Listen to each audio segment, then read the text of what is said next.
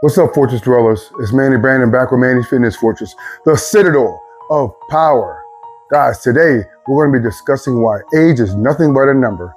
Exercise is advantageous at any age, especially as we get older. We're going to discuss health benefits in the physicality realm and mental and cognitive benefits for all ages leading up to elderly years.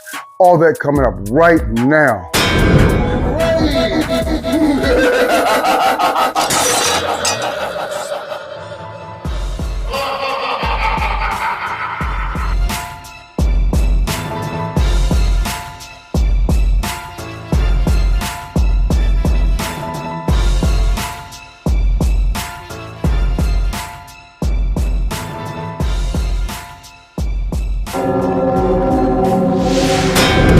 Thank you guys, welcome back to the channel. All of you who are new to the channel, it's Manny Brandon.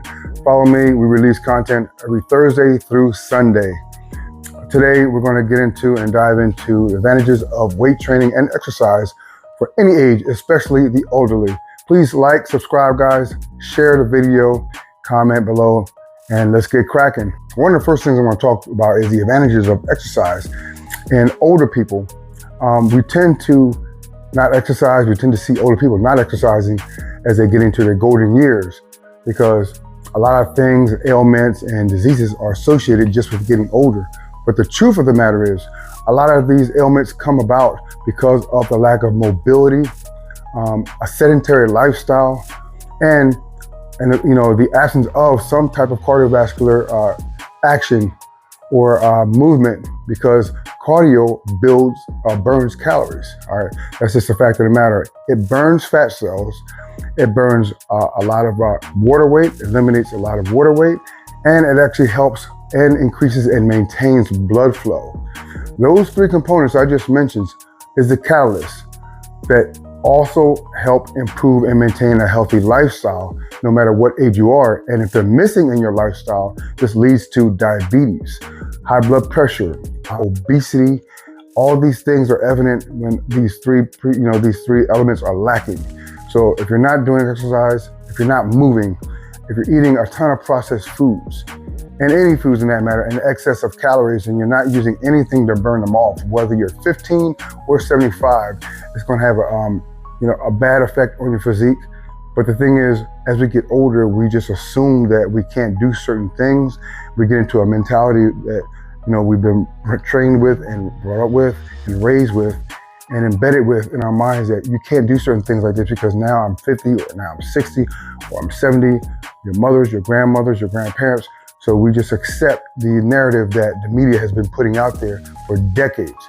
The truth of the matter is, when you get into physical exercise in your golden years, when you get into physical exercise in your teenage years, when you get into physical exercise in your middle-aged years, you complement and have the body in a position where it can defend against falls, malnutrition, and a lot of ailments and diseases. First thing we'll get into is bone density. Bone density is very important. It's the skeletal framework and protection for your body, basically. So you hear about elderly people falling, hitting their hips, bathtub, down the stairs, whatever. A lot of these falls can be sustained and survived and maintained without any major injury if we would just exercise and put the right resources in our bodies to maintain our skeletal structure, meaning foods to enhance and feed our skeletal structure, our tendons, our ligaments, all of our connective tissue. And as we get older, we tend to not eat foods like that actually benefit these body systems and organs. So you definitely want to increase your collagen, get an NAD supplement. Hydration needs to go up. Hydration should be through the roof. H2O, H3O, watermelon juice, coconut water. All these electrical foods help hydrate and maintain great connective tissue elasticity. So bone density is something that we lose over time. Pretty much after age of 30, 35, it starts diminishing. But a lot of that is self-inflicted because we're not putting in the raw materials that we should. Calcium supplements are garbage, all right? You want to eat foods that are high in calcium and foods that are high in magnesium. You want to get your vitamin D3 from the sun. The sun is a magnitude of multivitamins. The sun triggers the vitamin D hormone in your body, and that's just what it is. Vitamin D3 is a hormone. It's not just a vitamin. And it facilitates the absorption of a lot of other minerals. So vitamin D3 from the sun, you can get some through supplementation, get your supplements at the health food store. Fish, omega-3 oils, omega-3 fatty acids, your fish, seaweed, algae, sardines, herring, bluefish, and organic or wild-caught tuna. Those are the top 4 or 5 oily fish that you want to maintain and keep healing and increase the strength and elasticity of all of your connective tissue, your tendons, your ligaments, your cartilage. Now, as far as bone density, you need to eat foods that's going to facilitate that. So you want to, bone broth is a very great supplement, a very great food, a whole food that actually not only heals your gut, but increases the bone density of your bones because it has the raw materials that your bones have in them, and all the minerals inside your bone marrow. Anything associated with vitamin D and magnesium absorption is in bone broth. So as a 17-year-old, a 27-year-old, a 77-year-old, you should be drinking and eating these foods. In connection and combination with exercise, there's people, you can look them up online, fitness trainers that are 50, 60, 70 years old. There's people, I've seen them in fitness reels that competed, they're 70 years old, and you wouldn't look, they look like they're 40. So the mental state that you are in at age 70, 80, 90 is directly attributed to really the media and what they have portrayed, and facilitated through electronic, bombardment and pretty much hypnosis to what a middle-aged and elderly person should be doing. You got to flip the narrative. You do what feels right. When you start exercising and eating the right food, your body's going to let you know that you're doing the right thing. All right. So that's the main thing. First thing is bone structure, bone density. That's the structure, the framework, the protection for the human body. Second reason fitness is great at any age is because of sleep. Fitness actually improves your sleep. And it's so funny how certain things are related. If you have high blood pressure and you supplement with magnesium in foods that are high in potassium and magnesium, like watermelon, coconut water, avocados, bananas, they actually allow you to sleep better. Magnesium brings down blood pressure. If you don't get a lot of sleep, if you don't get enough sleep, your blood pressure will rise. Outside of anything you're doing with your diet, it will rise. When you get adequate sleep, we're talking about 6 to 8 hours, 9 if you can, the blood pressure lowers. Exercise, given the traumatic, the trauma to your body, limited trauma, a half hour to an hour and a half, allows your body to sleep better at night, especially if you're middle-aged or in your elder years. But if you're an athlete or if you're a younger person in your teens up to late 20s, early 30s, adequate and extra sleep helps you recover super fast, especially if you're an athlete. It makes you very alert. You can pop up and wake up without an alarm. These are the benefits of sleep. Now, in your elder years or even your middle-aged years, when you start getting more sleep or maintain that sleep pattern, your blood pressure is low. Many other markers in your health are lower. Everything in the body works more cohesively. You have better clarity in your brain. Like I said, sleep benefits everybody who's trying to recover. If you have injuries, if you're trying to recover from a workout, you got scrapes, cuts, everything in your body works better because it's recharged. Sleep is that important. If you're an elderly person, you suffer some injuries, sustain some injuries, get adequate sleep, and your recovery will be that much faster. In addition to, the serotonin levels and the cognitive benefits from sleep, REM sleep is most important. If you can, try not to get it broken up. If you can only get 4 or 5 hours of sleep, try to make it straight, 4 or 5 hours straight.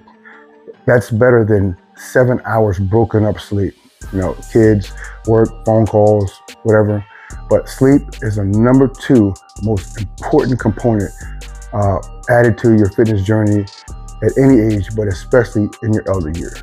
The third reason why fitness is great and amazing and important at any age, especially leading up to middle age and elderly peoples, is the fighting of depression.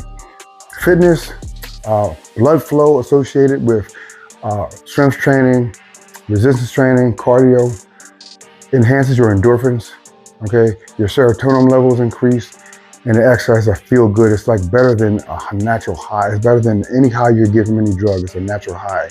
Your confidence is boosted, and the blood flow to the brain is enhanced significantly. Exercise increases your confidence. Working out increases your confidence. Working out increases blood flow not only to your muscles, but to your brain. It gives you clarity, it gives you energy. You're more alert. After you sustain this lifestyle for several weeks, you'll know that you think clear, you're more energetic, you're more confident.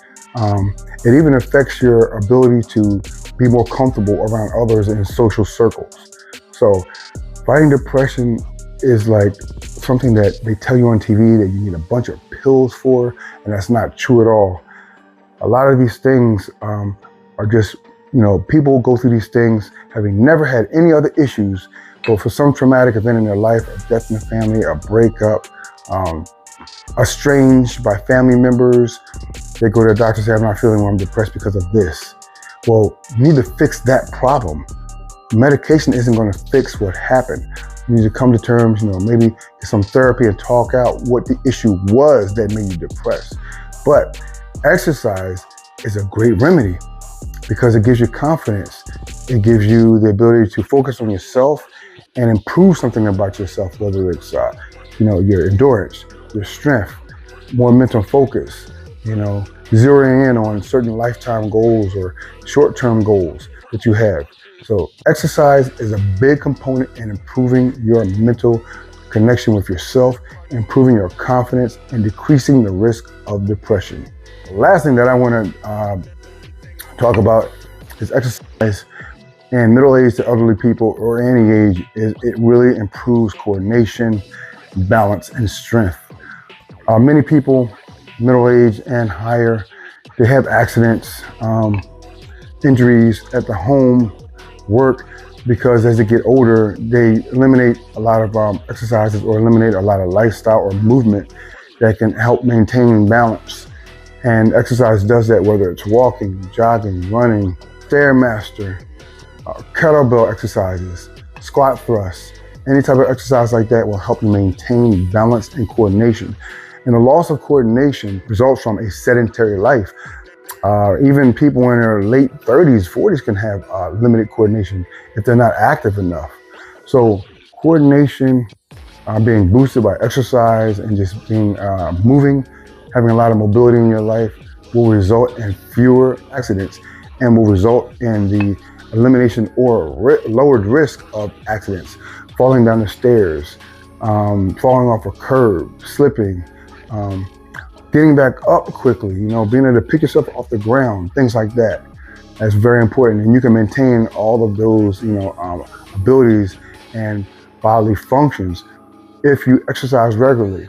Actually, you won't be able to go hardcore like you were when you're in your 20s or your 30s, but it's not necessary. Just like someone just starting out as a teenager is not going to hit their peak, until they reach about 25, 30, 35 as far as strength and mobility.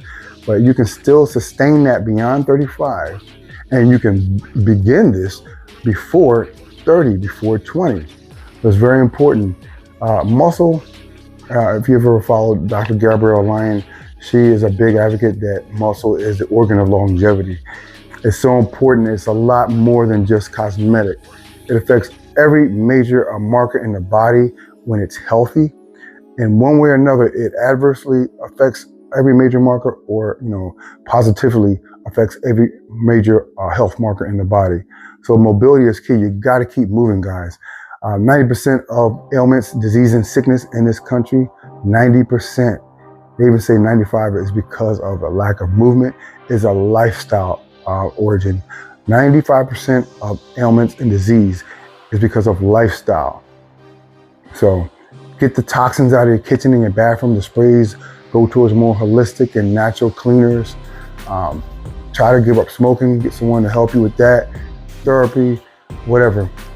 Give up things that are introducing toxins in your life. Try to eliminate them, because everything you get sick from, 95% of it is self-inflicted. That's the truth, all right?